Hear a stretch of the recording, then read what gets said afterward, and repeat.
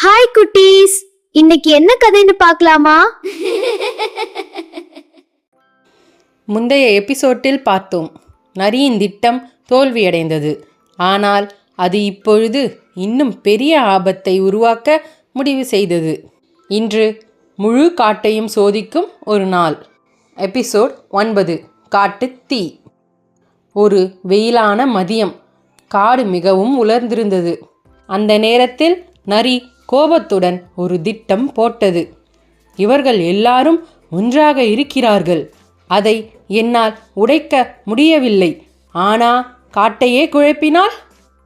அது வேட்டைக்காரர்கள் போட்டிருந்த பழைய தீப்பெட்டியை கண்டது.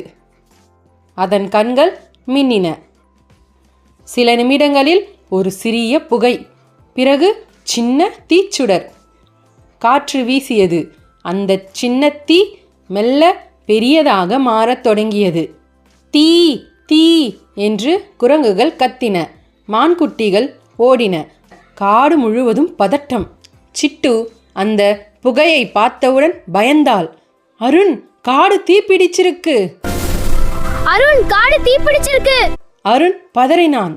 எல்லாரையும் பாதுகாப்பான இடத்துக்கு கூட்டணும் என்று ஓடினார்கள். பயப்படாதே, நான் இருக்கேன். எல்லாரையும் பாதுகாப்பா கூட்டின்னு போகலாம். அவர்கள் முதலில் சிறிய விலங்குகளை சேர்த்தார்கள். அமைதியா இருங்க என்று சிட்டு சொன்னாள். அமைதியா இருங்க. ஆனா தீ வேகமாக பரவியது. காற்று அதிகரித்தது. அந்த நேரத்தில் ஒரு பெரிய சத்தம். ஒரு குட்டி மான் தீயின் நடுவில் சிக்கிக்கொண்டது. அதன் அம்மா மான் வெளியே இருந்து அழுது கொண்டிருந்தாள். சிட்டு தயங்கவில்லை. நான் உள்ளே போகிறேன். நான் உள்ள போகிறேன். அது ஆபத்து. சிட்டு சொன்னாள். நாம் எல்லாரையும் காப்பாத்தணும். அவள் தன்னுடைய சிறிய உடம்போடு வேகமாக ஓடினாள். தீ சுட்டெரித்தது. புகை கண்களை எரித்தது. ஆனால் அவள் அந்த மான்குட்டியை கண்டாள். என்னை பிடிச்சுக்கோ! அவள் அதை வெளியே கொண்டு வந்தாள். என்ன பிடிச்சுக்கோ! ஆனால் இப்பொழுது தீ இன்னும் பெரிதாகிவிட்டது. அனைவரும் ஓடிக்கொண்டு இருந்தனர். அந்த நேரத்தில் யானை ஒரு யோசனை சொன்னது. நதி அருகே எல்லோரையும் கூட்டுங்கள் என்றது. நதி அருகே எல்லாரையும் கூட்டுங்கள். அனைத்து விலங்குகளும் சேர்ந்து ஓடினார்கள். யானைகள் தங்களின் தும்பிக்கையால் தண்ணீர் எடுத்தனர். அவர்கள் தீ மீது தண்ணீர் ஊற்றத் தொடங்கினர். மெல்ல மெல்ல தீ குறையத் தொடங்கியது. இறுதியில் மழை பெய்யத் தொடங்கியது. இயற்கை கூட அவர்களுக்கு உதவியது. காடு சற்று கருகியிருந்தது. ஆனால் எல்லோரும் பாதுகாப்பாக இருந்தனர்.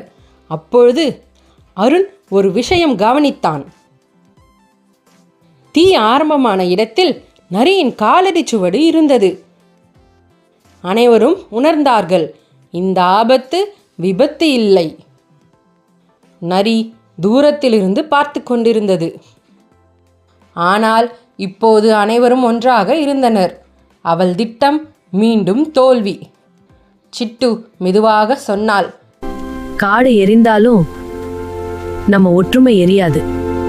ஆபத்து வந்தால் ஒற்றுமையாக இருந்தால் எந்த பெரிய பிரச்சனையும் சமாளிக்கலாம். காட்டில் நடந்த காட்டுத்தீ சம்பவத்துக்கு பிறகு அனைத்து விலங்குகளும் ஒன்றாக சேர்ந்திருந்தார்கள். எபிசோட் 10, நரியின் மாற்றம். காட்டு அமைதி. காடு சற்று கருகி இருந்தாலும் அவர்களின் மனம் இன்னும் வலிமையாக இருந்தது. ஆனால் ஒரு கேள்வி எல்லோரின் மனதிலும் இருந்தது. இந்த தீ யார் ஆரம்பித்தது? அடுத்த நாள் காலை சிட்டு, அருண் மற்றும் யானை தீ தொடங்கிய இடத்தை மீண்டும் பார்த்தார்கள். அங்கு தெளிவான காலடி சுவடு இருந்தது. அது நரியின் தடம். அங்கு தெளிவான காலடி சுவடு இருக்கிறது. அது நரியின் தடம். அனைத்து விலங்குகளும் நரியை சந்திக்க முடிவு செய்தார்கள். நரி தனியாக ஒரு மரத்தின் கீழ் இருந்தது. அவள் முகத்தில் கோபமும் சிறிது பயமும் இருந்தது. சிங்கம் முன்னே வந்தது. நரி, உண்மையை சொல். நரி முதலில் மறுத்தது. ஆனால் அவள் கண்களில் கண்ணீர் தோன்றியது. ஆமாம், நான் தான் தீ வைத்தேன். நான் உங்களை பிரிக்க நினைத்தேன். நான் எப்போது தனியாக இருந்தேன் என்று அவள் அழுதாள். சிட்டு மெதுவாக முன்னே வந்தாள். நரி, நீ தவறு செய்தா. ஆனா அதுக்கு பின்னால் இருக்கும் காரணம் நீ தனிமையா இருந்ததா? நரி தலை குனிந்தது. அருண் சொன்னான், நீ எங்களை காயப்படுத்தினாய். ஆனா நீ உண்மையா மாறணும் என்றால் நாங்கள் ஒரு வாய்ப்பு தர தயாராக இருக்கிறோம். அனைவரும் ஒருவரை ஒருவர் பார்த்தார்கள். அவர்கள் முடிவு செய்தார்கள். நரி இனிமேல் காட்டை பாதுகாக்கும் குழுவில் வேலை செய்ய வேண்டும். தீ ஏற்பட்ட இடங்களில் புதிய மரங்களை நட்டு வளர்க்க வேண்டும். நரி கண் கலங்கியது. நான் உண்மையாக மாறுவேன் என்றது. மாதங்கள் கடந்தது. காடு மீண்டும் பசுமையடைந்தது. நரி இப்போது தனியாக இல்லை. அவள் மரங்களை நட்டாள், சிறிய விலங்குகளை காப்பாற்றினாள். அவள் மாறிவிட்டாள்.